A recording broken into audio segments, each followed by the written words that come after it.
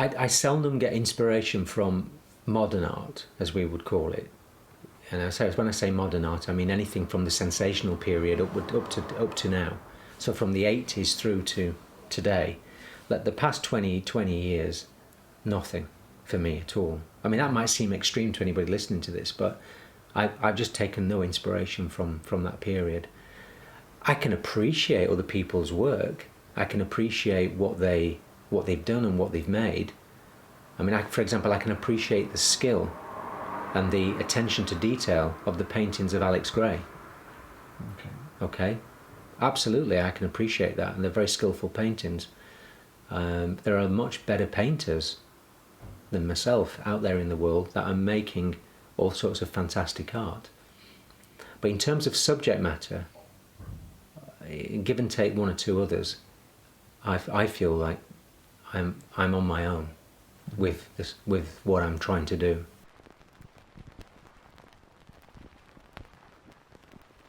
I think it is being policed, but it's not policed in the way that we think it's being policed. It's not policed by policemen.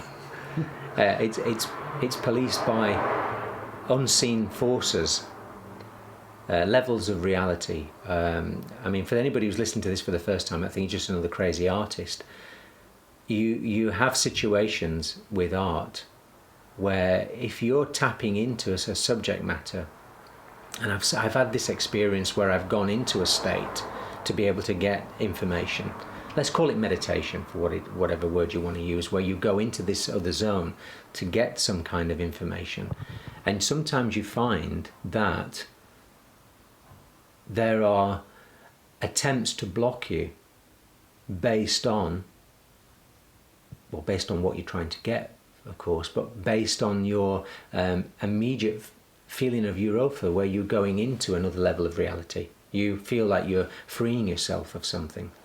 I had an incident actually in this building where I'd woken up from a sleep with what felt like an entity trying to attach itself to me, and without going into great detail, moving the entity away from me. But before that period happened, before I actually woke up and everything was fine, I had this real sense of freedom, like I was about to break through a window into another reality.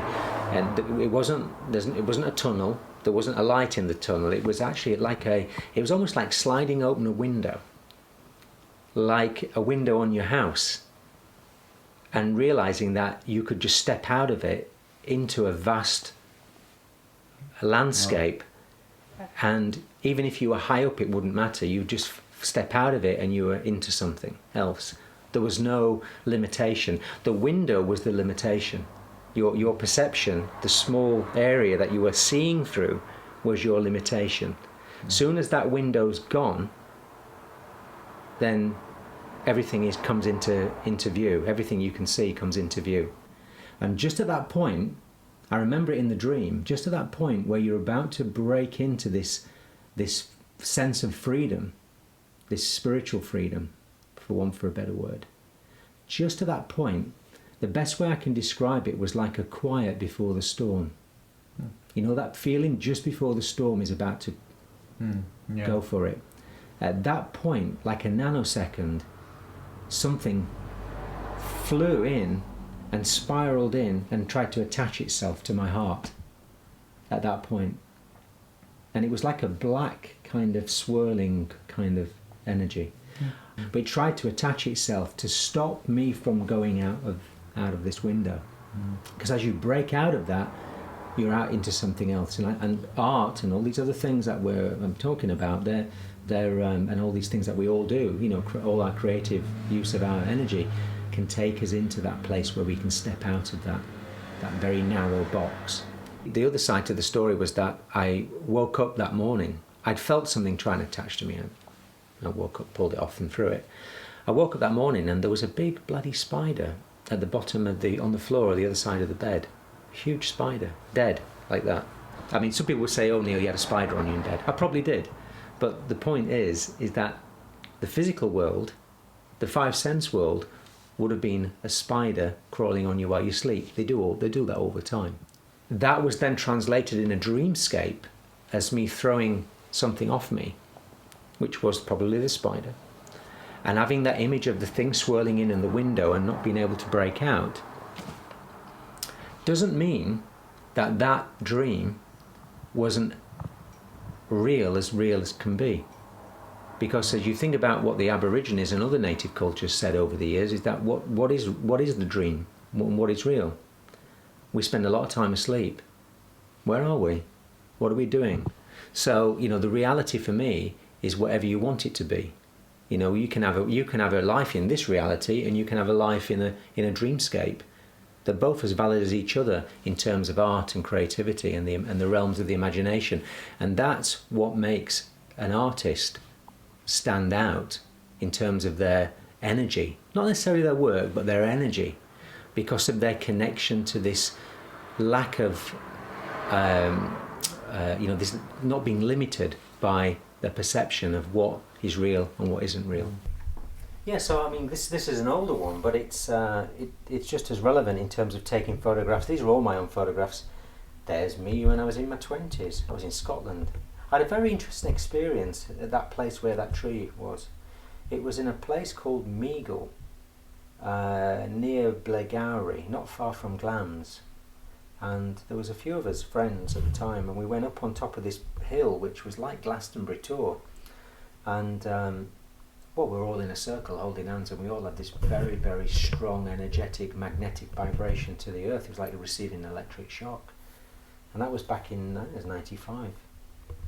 And then, actually there's an image here of a rough idea of something that was to do with the chaos in our world, which is created through war and other fighting. And then you have the idea of these higher super consciousness energy coming, the truth vibration coming in through that portal I was talking about, and removing the archontic demonic energy. So that's where the sketch started, and that's what it ended up as.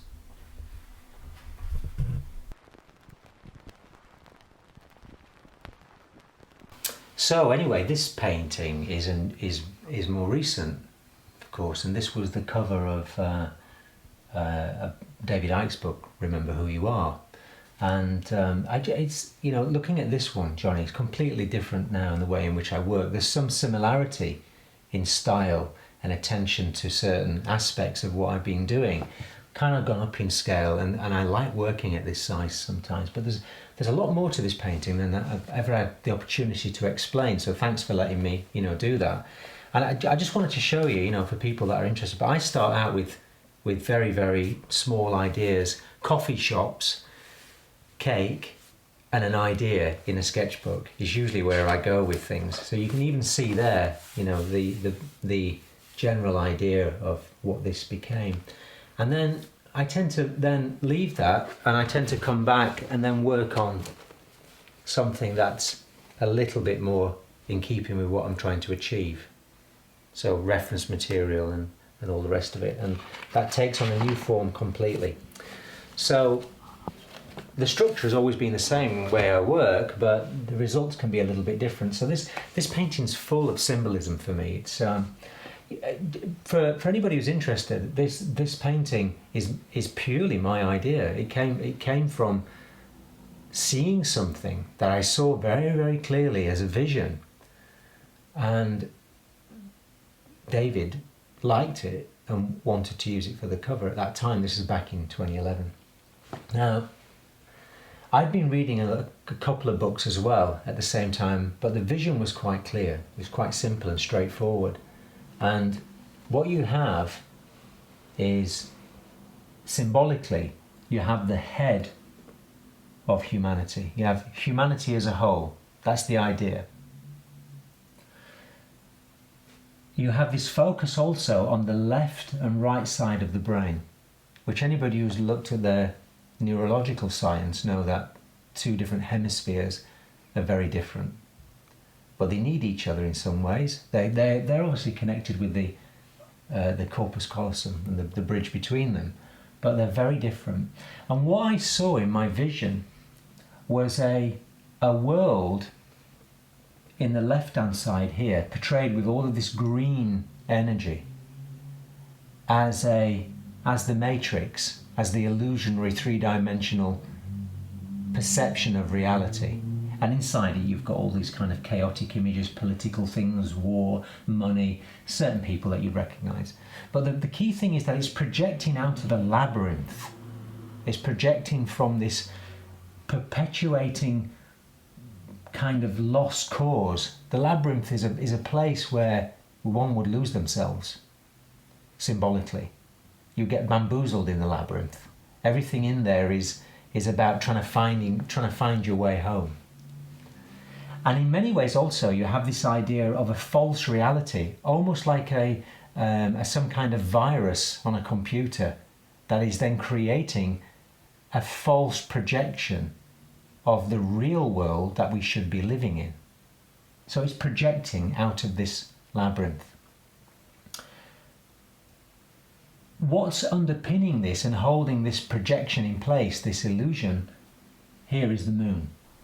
And the moon, represented by the clock and time and other entities, the reptilian eye is part of that. But so you have the time as a construct projecting out of the labyrinth. Overseeing that, right above the crown chakra and the chakra system that we have within the subtle bodies of human beings, the crown chakra is Saturn. Saturn is crowning the crown chakra, because what is happening here is that the satanic or Saturn-like vibration as a frequency is holding the crown energy in place. It's disconnecting us from everything that we could be connected to, which ties into the next point. On the right-hand side of the brain, we don't have a labyrinth. We have a labyrinth, but we have a very different labyrinth. We have one that is more natural. One that looks like the womb. One that can be seen in certain ancient cultures. This natural labyrinth, not a construct, a man-made construct, but a natural one. It's still a lost cause without the energy that's needed, but it's much more fluid and dreamlike. And what we have coming in, connected to the centre here, which I'll explain in a minute, is the solar consciousness, or the sun. And I mentioned earlier on, we have portals between this reality and another reality where I saw giant lions walking through a wormhole. And here we have them coming through the wormhole, through the power of the sun, to enter the centre. The central part of the labyrinth and the maze on the right, the labyrinth on the left, is what we understand in our world as the pineal gland, which is our receptor and perceiver of how we create reality, how we perceive reality, how light codes are infused to create reality as we see it. The serpent here is weaving up the spine, as in the spinal column of humanity, taking note of the fact that there are 33 vertebrae, and sitting atop the 33rd vertebrae is the eye, the pineal gland. So you have 33 degrees of Freemasonry with the all-seeing eye above it. The potential here and here is to lock down humanity and keep them in this structure. And as the serpent, the Kundalini, is working its way up to the top, something is happening. The remembering process, there's a helping hand coming. And the helping hand here is symbolic of our higher superconsciousness. Placing the light stone, the crystal stone, back in the centre where the pineal gland is situated. In other words, true sight is being given back to those that are blind, for those that are only in this world and not integrated into this reality. And what we have here is a connection also to all of the ancient myths in terms of coma. And the Greeks talked about coma, the goddess, the energy, and the fact that humanity would be woken out of their coma, their trance-like sleep, by the placing of the stone in the tree of life. Here's the tree in the Garden of Eden, with the serpent coming up it. The stone is placed back in the tree, and at that point, the projection ceases to exist. this false virus-like projection is turned off, like a projector is turned off in a cinema, and the screen goes dead. What are we left with? We're left with what we've always had and what we always will have, which is our true self, our true sight of what the world is really like, and not dwelling in this false, illusionary structure. The power of Saturn over the crown chakra would diminish. The hold of the moon over the projection, time will cease to exist as we know it. We become daydreamers in our own time, in our own space. So when I painted this, I had lots of things in mind. The comet also is something I still hold to, even to this day. I still feel that we will see a comet, we'll see a fire in the sky at some point, which will be symbolic of this getting nearer to this, when this ceases to exist. There's hope in this painting. There's hope of a better future, or a different way of seeing the world. And that's what I tried to convey in the painting. It's also based on the idea, and this is crucial for me at this time, when I painted it, it was the idea of the information inside David's book. Because I did another painting of him, a portrait of him, as what I called the teacher. And I read a couple of books over the years, and the idea that the teacher's words and the information that was imparted globally would have the same effect, or help initiate the initiate, by placing the stone in the center. So the teacher's information and knowledge would place the stone back in its rightful position in the tree of life. In other words, the power of the creative imagination and sight of humanity would once again be to its true potential.